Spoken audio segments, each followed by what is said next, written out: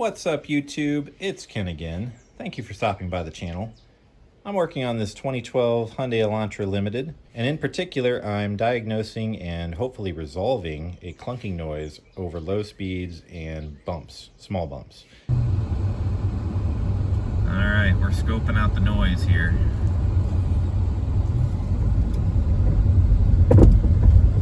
Hey, you hear that? It sounds like a crunching.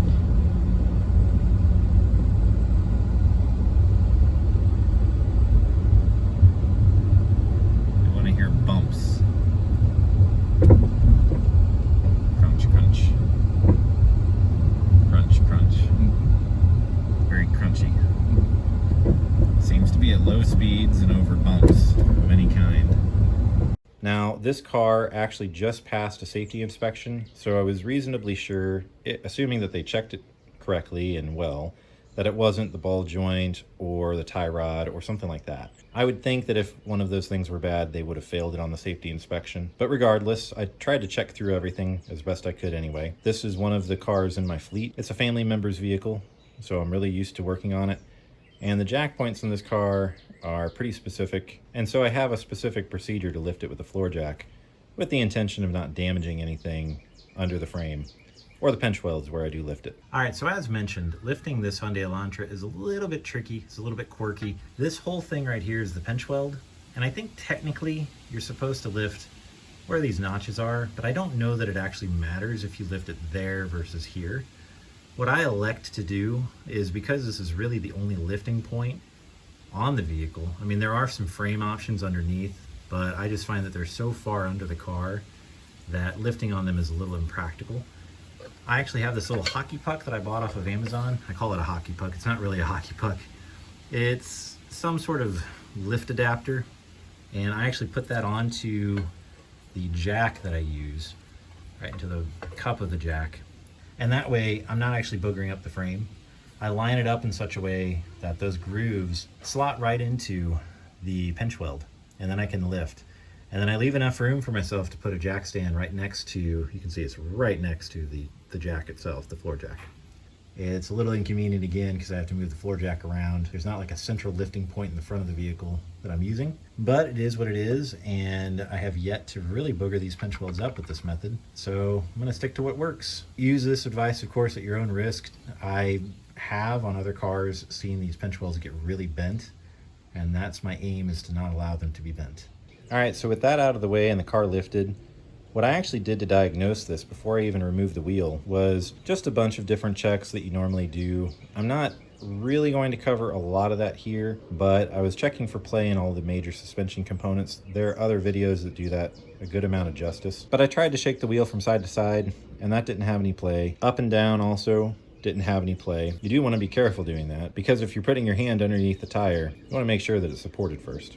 Just FYI. But anyway, all of that seemed fine. There wasn't any play in any of the other major suspension components that I could see, except for the sway bar end links. Here's one from the other side.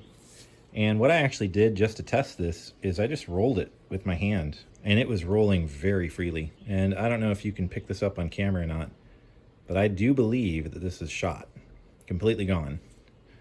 And this side as well. I don't believe it should be moving quite like that, quite so freely. I could be wrong, but the replacements that I bought were about 25 bucks. And I think I did actually replace these before on this vehicle, because these do have Zerker fittings. And maybe I was just bad at re-greasing them and they failed early, or they were just junk to begin with. I'm not sure. I don't remember what brand they were, and I can't see it anywhere on the part. But suffice it to say, I'm taking a shot at this. I don't want to fire a parts cannon at it, but I do feel like the fact that these were moving so freely, and then I could actually take the bar and roll it in my hand with it up off the ground, that all led me to believe that this was definitely due for replacement. I'll show the procedure that I follow for this. It is a little tricky. Torquing these down to the proper setting, I found it very difficult, and there are a few tight spots to put an impact wrench on to get these off. But yeah, I'm gonna get after it and take you along and show how I replace these. All right, so this is a 2012 Elantra Limited, and it has this little cover plate on the wheel. So I just take a big long screwdriver and gently pry that off, like so. I'm going to use my impact wrench on setting 3, 21mm socket, impact rated, to get the lug nuts off. All right, so this is our end link. and you can see just how loose this is. This is what I was talking about. And I can manipulate that very freely. Maybe it's supposed to be like that. I don't know. I don't think it is. These are aftermarkets, like I said, I'm pretty sure, because of the Zerker fittings. I don't think the OEM style came with that. I could be wrong. One other thing to note, the dealer was very proud of their OEM sway bar end links. They wanted $95, I think. And interestingly, shockingly and sadly, the dealership had just gotten hacked, they explained. The parts guy explained to me. And he couldn't tell me if they even had any in stock. So even if I wanted to go OEM, he wasn't able to sell them to me. That was pretty wild and trippy. I got replacements that I'll flash on the screen here. There's the part number and everything. The person that assisted me at the part store said that these are essentially Mevotech, which I'm somewhat familiar with. So I thought about going with a Moog. I went with Mevotech because this ball joint right here has been replaced, and I want to say I put a Mevotech in there. I tried a Moog first, and the Moog, because this vehicle, I believe, was either made in Korea or made here in America. I think it was made in Korea. But there was a difference in terms of the ball joint, or the knuckle that this sits into, the ball joint sits into, between the made in Korea and the made in America versions. And Moog didn't have that updated on their parts catalog or something like that. So when I ordered it, I ordered the right kind. They had a specific kind listed for what I had here, but it didn't sit into the knuckle correctly, and it would never tighten down. So the ball joint itself would just spin.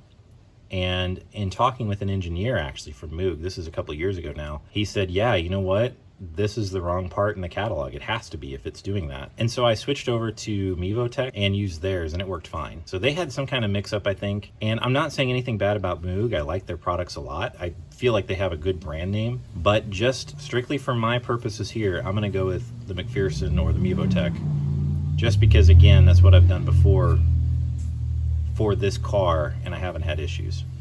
All right, so for my case, because these are aftermarket, this should be an 18mm nut, and I need to hold the back side of this with, I believe, an 18mm wrench. Now, the replacements that I'm putting on require a 17mm wrench in the back to hold it, and an 18 when you tighten it. But again, I believe that whatever I put on here was 18 and 18. For your case, you'll probably need to figure out which size socket and wrench you need. What you're trying to accomplish here is, if you just try and turn this, the whole assembly in here will want to turn, I do believe. And so you need to hold it back here. Maybe not all parts are made like that, so just be wary, but these are. And here's really what I'm talking about. This is what I'm gonna hold with the open end of a wrench right here. And then of course the nut sits on over here, and I'll have an impact wrench turning that off. And just to confirm, this is an 18mm, and it slides perfectly on there. Okay, for this top bolt, I'm actually gonna use the Ryobi because I have plenty of room. But for the bottom bolt, because of this splash guard in the way and all the other engine components, transmission components, etc., I'll probably wind up having to use my Onyx, which is an air compressor tool. It's smaller in form factor and can fit in there really easy.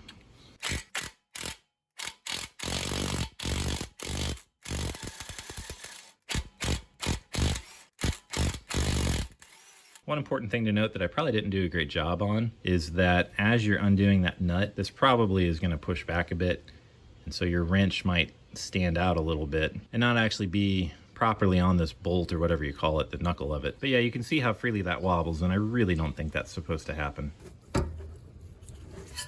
This socket probably should be a bit longer, but I think I can get enough of a bite onto it, onto the nut, that it'll probably be fine. I've got it all the way in reverse, max setting, gonna hold it. And I'm sorry I'm in the way, it's just kind of a necessity here.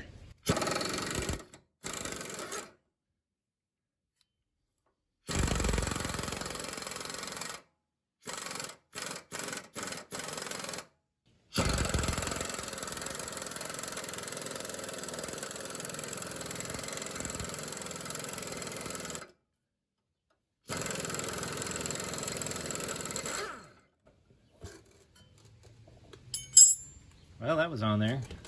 Pretty rusty too. Also pretty hot after taking it off, so be careful. Don't burn yourself.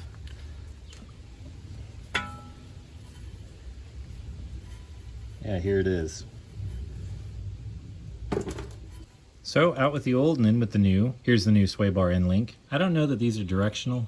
I'm gonna put this up to the top, just in case this marker indicates anything. But again, I don't think it matters which way it goes. Correct me if I'm wrong in the comments below. They look like they're mirror opposite of each other to me. Now to get this to line up, you might have to manipulate this and force it a little bit to get it to go in. I'm going to try and shove this up a bit.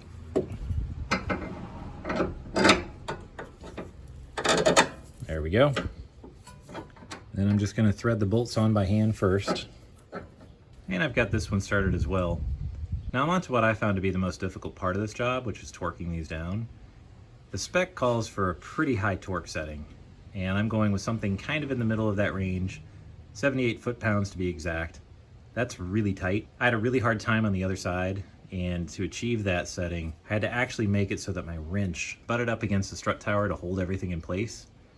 And then it even took quite a bit of strength. I set it to 78 because plus or minus 4% still leaves it in the range that it's supposed to be at, so I felt a little safer. Normally I set things to their very highest setting, but in this case I just thought that was going to be way too extreme. It was something like 86 foot-pounds. It was a lot. Alright, so I'll start with the bottom. One other note real quick. You want to be careful with these boots and try and position your wrench in such a way that's not going to rip them. It's a little bit hard though. I'm just doing this a bit blind by slipping the wrench on there. But just know that as you get it tighter and tighter, you don't want this to rip. Oh, it's so tight. I'm actually trying a longer 1/2 inch torque wrench just because the leverage on that 3/8, it's pretty high of a setting at 78 foot-pounds. It's really hard to get it to that spec. My goodness, that's tight.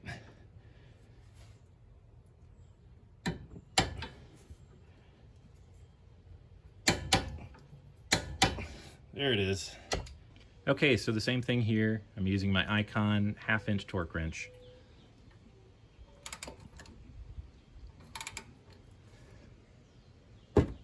I'll try holding the wrench as I tighten. But there's a certain point on the other side where I just couldn't hold it anymore. Holy cow, that's tight. Alright, so from there, I've just got to put the wheel back on, tighten down the lug nuts. They go, I believe, to 80 foot-pounds. I'll flash that on the screen if that's wrong. And then we'll take it for a test drive, and I'll show the after results. Stay tuned. Quick note on reinstalling the wheels. What I like to do is actually get the lug nuts started just by hand. That way you make sure that they're not cross-threaded. And then I take my impact wrench on setting 1 for this Ryobi. As you can see there, I throw it into the forward setting and then make sure that it is spinning forwards, clockwise. And then I just zip them down in a star pattern before I lower it to the ground.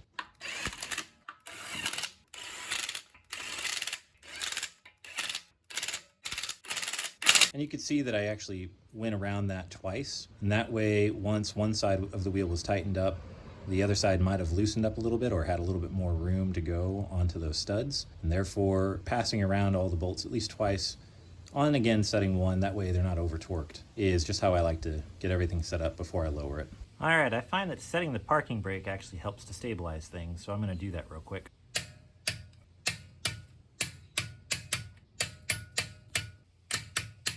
All right, that's 80 on all. I'm gonna go back around one more time just to check.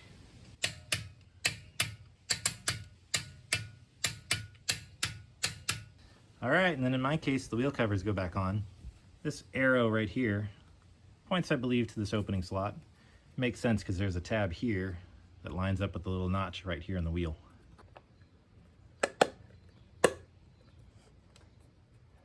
And like so, it just presses in by hand. All right, time for the test drive. All right, so this is the after. It is definitely fixed. You can not hear a single clunk. It was definitely those sway bar links. Nothing. Nice and solid.